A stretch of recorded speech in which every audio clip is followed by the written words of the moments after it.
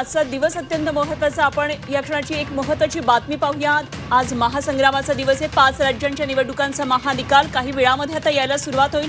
अवघ्या काही क्षणांमध्ये मतमोजणीला सुरुवात होणार आहे। निकालाचा पहिला कल काही मिनिटांमध्ये आता हाती येणार आहे। 8 वाजल्यापासून हे निकाल लागायला सुरुवात होईल आणि सर्वात वेगवान आणि अचूक निकाल आपण पाहणार आहोत फक्त झी 24 तासवर।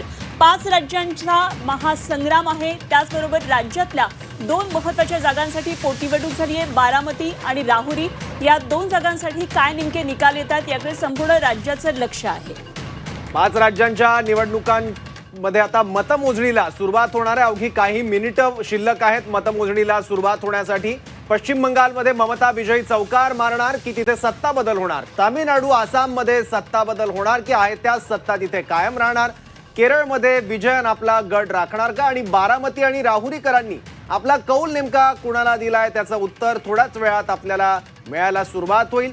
सुरुवातीला मतमोजणी होईल, त्यामुळे कल हाती यायला आता काही मिनिटांमध्ये सुरुवात होणार आहे।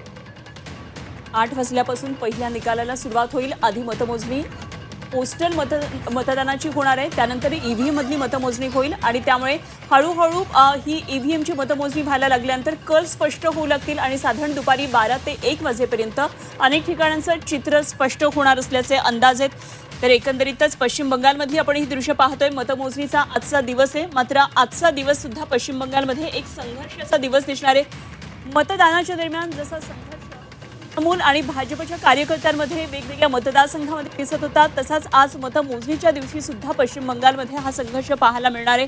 काही ठिकाणी आता मिठाई तळायला सुरुवात झालेली आहे आणि निश्चितच कोणाला विजयाचा गुलाल उधळता येणार याकडे लक्ष आहे। पहिली महत्त्वाची अपडेट आहे बारामतीमधून। बारामतीमध्ये टपाली मतमोजणीला सुरुवात झालेली आहे। पोस्टल वोट्स आता सुरुवातीला नेहमी मोजले जातात, त्याप्रमाणे आता मतमोजणीला सुरुवात झालेली आहे। सुरुवातीला पोस्टल वोट्स मोजले जातात, म्हणजे टपाली मतं मोजली जातात आणि त्यानंतर प्रत्यक्ष मतमोजणीला सुरुवात होते। तर बारामतीमध्ये आता काही क्षणातच टपाली मतांमध्ये नेमका कौल काय आहे तो स्पष्ट होण्यास सुरुवात होईल। टपाली मतांमध्ये कोणाची सरशी होते बघावं लागेल। आकडे हे सतत बदलत असतात जशी जशी मतमोजणी होते आणि थोड्याच वेळात बारामतीचा पहिला कल झी 24 तासच्या हाती येणार आहे।